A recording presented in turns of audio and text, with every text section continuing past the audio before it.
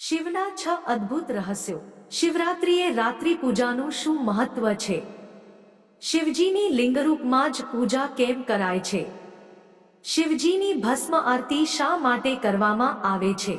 નમસ્કાર મિત્રો, આપણે આજે આ વિડીયોમાં તમને બતાવીશું શિવના 6 અદ્ભુત રહસ્યો, જેને ધ્યાનથી આ વિડીયો પૂરો જોજો। જો તમે શિવ ભક્ત હશો તો જરૂરથી આ વિડીયો જોજો અને વિડીયોની શરૂઆત કરતા પહેલા વિડીયોને એક લાઈક અને ચેનલને સબસ્ક્રાઇબ જરૂરથી કરી લેજો અને કોમેન્ટમાં જય ભોલેનાથ જરૂરથી લખજો। ચાલો વિડીયોની શરૂઆત કરીએ। મિત્રો, ભગવાન શિવનો દિવ્ય અવતાર મહા મહિનાના વદ પક્ષની ચતુર્દશીની રાત્રે થયો હતો, તેથી તેને મહાશિવરાત્રિ કહેવામાં આવે છે। જો કે આ દિવસ શિવની લગ્ન જયંતી તરીકે પણ ઉજવવામાં આવે છે। આ વર્ષે મહાશિવરાત્રિ 8 માર્ચ 2024ના રોજ છે। હિન્દુ ધર્મમાં મોટે ભાગે દેવી દેવતાઓની પૂજા આ દિવસે કરવામાં આવે છે, પરંતુ પ્રદોષકાળ અને રાત્રિના સમયે શિવપૂજા શ્રેષ્ઠ માનવામાં આવે છે। આવું શા માટે?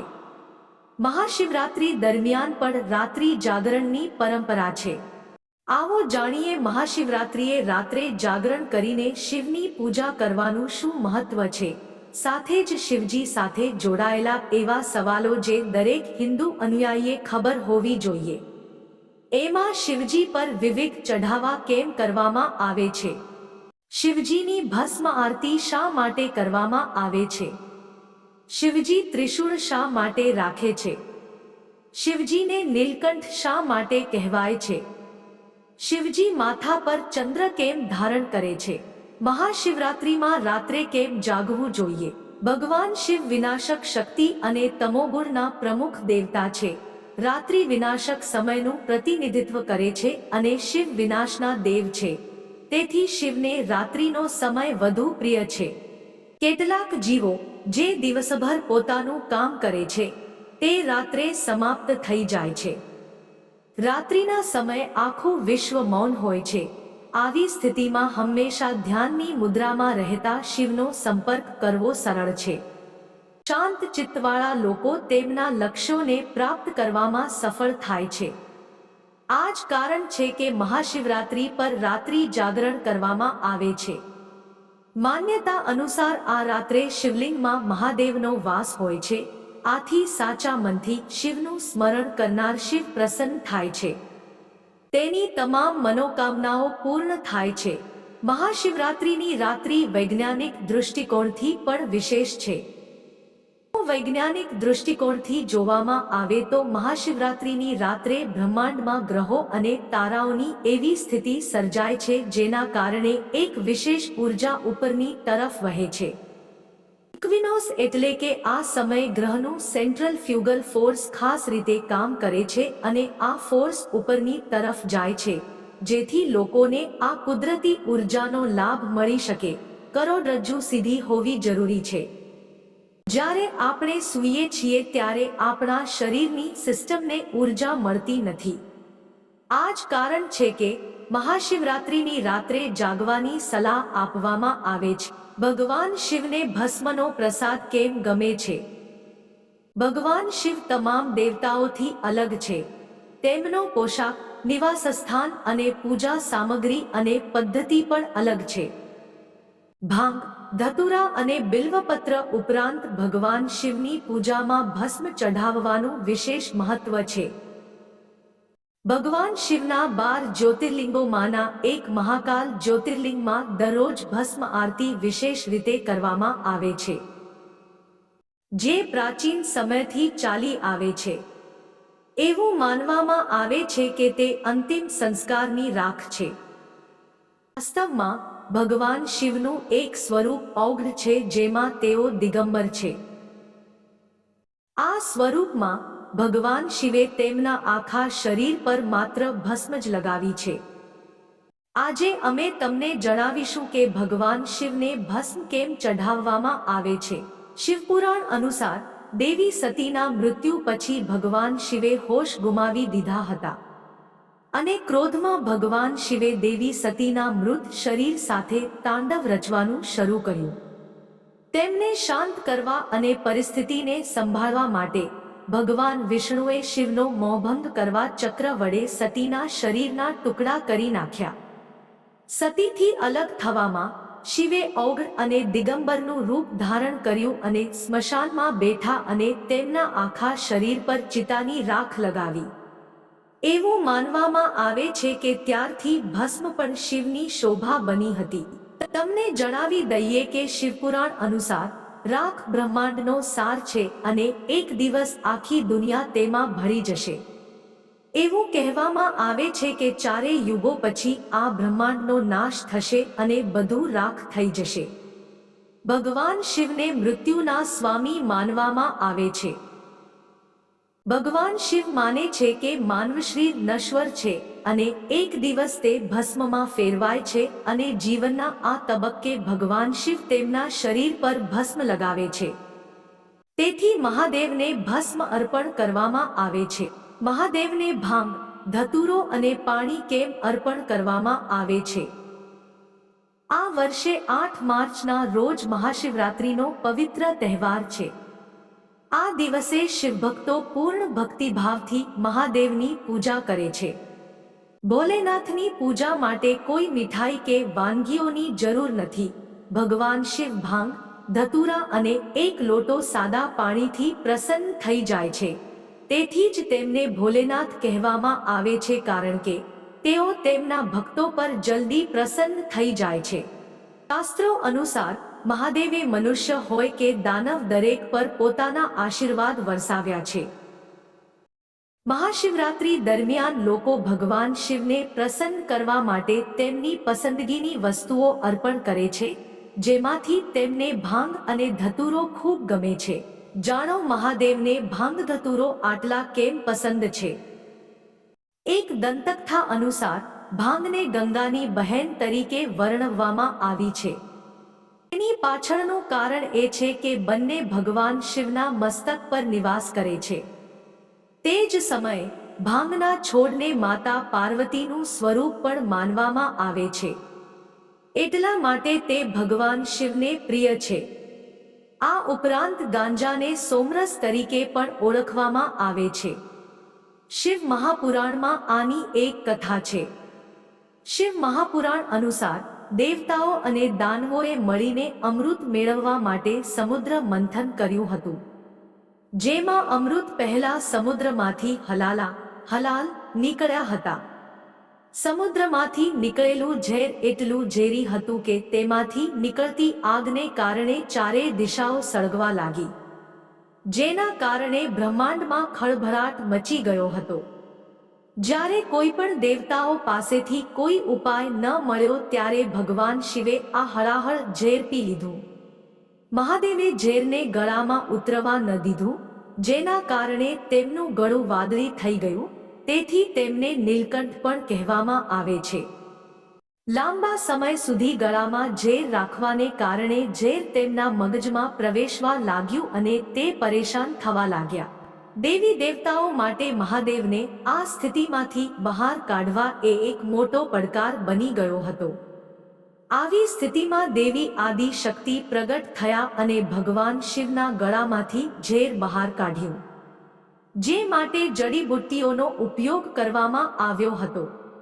આદિશક્તિના કહેવાથી દેવતાઓએ મહાદેવના મસ્તક પર ભાંગ, ધતુરા અને બિલ્વપત્ર મૂક્યા અને સતત જલાભિષેક કર્યો, જેના કારણે તેના મગજનું તાપમાન ધીમે ધીમે ઘટતું ગયું. ત્યારથી મહાદેવને પ્રસન્ન કરવા માટે તેમને ભાંગ સાથે ધતુરા અને બિલ્વપત્ર ચઢાવવામાં આવે છે. શિવના લિંગ સ્વરૂપની પૂજા શા માટે કરવામાં આવે છે? શિવ શંભુ આદિ અને અંતના દેવ છે અને તેનું કોઈ સ્વરૂપ કે આકાર નથી, તે નિરાકાર છે.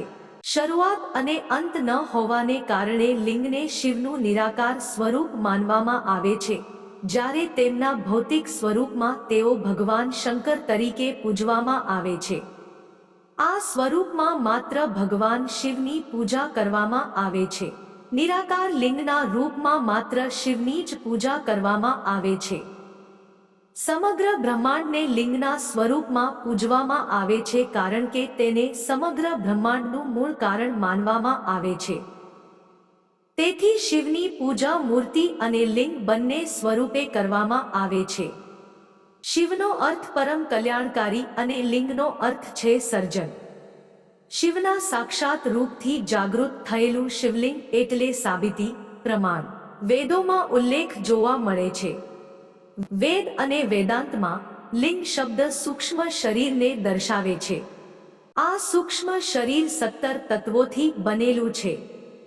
મન, બુદ્ધિ, 5 જ્ઞાનેન્દ્રિયો, 5 ક્રિયા ઇન્દ્રિયો અને 5 વાયુઓ. વાયુ પુરાણ અનુસાર જે વસ્તુમાં સમગ્ર સૃષ્ટિ વિનાશના સમયે સમાઈ જાય છે અને જે સૃષ્ટિના સમયે ફરીથી દેખાય છે તેને લિંગ કહેવામાં આવે છે. આ રીતે વિશ્વની સમગ્ર ઉર્જા લિંગનું પ્રતીક છે. દંતકથા અનુસાર જ્યારે સમુદ્ર મંથન વખતે તમામ દેવતાઓ અમૃતની ઈચ્છા રાખતા હતા પરંતુ ભગવાન શિવને ભયાનક વિષ હલાહલ થઈ ગયું. તેણે ખૂબ જ સરળતાથી તે ઝેર પોતાના ગળામાં લીધું જે સમગ્ર વિશ્વનો નાશ કરવા સક્ષમ હતું અને તેને નીલકંઠ કહેવામાં આવતું હતું. સમુદ્ર મંથન દરમિયાન નીકળેલા ઝેરના સેવનથી ભગવાન શિવના શરીરમાં બળતરાની લાગણી વધી ગઈ હતી. તે બળીને બુઝાવવા માટે શિવલિંગ પર જળ ચઢાવવાની પરંપરા શરૂ થઈ જે આજે પણ ચાલુ છે. શ્રી શિવ મહાપુરાણના સૃષ્ટિખંડ અધ્યાય 12 શ્લોક 82 થી 83 માં બ્રહ્માજીના પુત્ર સનતકુમારજી વેદવ્યાસજીને ઉપદેશ આપતા કહે છે કે દરેક ગૃહસ્થે અવતારી સદ્ગુરુ પાસેથી દીક્ષા લેવી જોઈએ અને પંચદેવોની મૂર્તિઓમાં તેમની પૂજા કરવી જોઈએ. શ્રી ગણેશ, વિષ્ણુ, દુર્ગા, શંકર ની પૂજા દરરોજ કરવી જોઈએ કારણ કે શિવ દરેક વસ્તુનું મૂળ છે. મૂળ શિવ ને જળ ચઢાવવાથી બધા દેવતાઓ સંતુષ્ટ થાય છે પરંતુ બધા દેવતાઓને સંતુષ્ટ કર્યા પછી પણ ભગવાન શિવ સંતુષ્ટ થતા નથી. આનો પુરાવો શ્રી શિવ મહાપુરાણ સૃષ્ટિ ખંડમાં જોવા મળે છે. આ પુરાણ મુજબ એકવાર બ્રહ્માંડના પાલનહાર વિષ્ણુએ સૃષ્ટિના નિર્માતા બ્રહ્મા સાથે મળીને નિર્ગુણ નિરાકાર જાત બ્રહ્મા શિવ ને પ્રાર્થના કરી હતી, તમે કેવી રીતે પ્રસન્ન થશો? ભગવાન શિવે કહ્યું, મને પ્રસન્ન કરવા માટે શિવલિંગની પૂજા કરો. જ્યારે પણ કોઈ પણ પ્રકારનું સંકટ કે દુઃખ આવે છે ત્યારે શિવલિંગની પૂજા કરવાથી તમામ દુઃખોનો નાશ થાય છે. જ્યારે દેવર્ષિ નારદે શ્રી વિષ્ણુને શ્રાપ આપ્યો હતો અને બાદમાં પસ્તાવો કર્યો હતો ત્યારે શ્રી વિષ્ણુએ નારદજીને પશ્ચાતાપ કરવા કહ્યું હતું. શિવલિંગની પૂજા, શિવ ભક્તોનું સન્માન, શિવશત નામનો દરરોજ જાપ વગેરે વર્ણન કરવામાં આવ્યું હતું. ભગવાન શિવ ત્રિશૂલ કેમ ધારણ કરે છે? ભગવાન શિવનું ત્રિશૂલ ધારણ કરવાનું રહસ્ય. 1. ભગવાન શિવનું ત્રિશૂળ એ 3 ગુણોનું પ્રતીક છે: સદ્ગુણ, રજગુણ અને તમગુણ, જેનું મિશ્રણ અને વિસર્જન બ્રહ્માંડની રચના અને વિનાશ તરફ દોરી જાય છે. 2. ભગવાન શિવના ત્રિશૂળના 3 કાંટા બ્રહ્માંડની ઉત્પત્તિ, જાળવણી અને વિનાશનું પ્રતીક છે. દેવાદિદેવ મહાદેવ સ્વયં મહાકાલ છે. સૃષ્ટિની ઉત્પત્તિ, જાળવણી અને વિનાશ તેમનામાં જ સમાયેલ છે.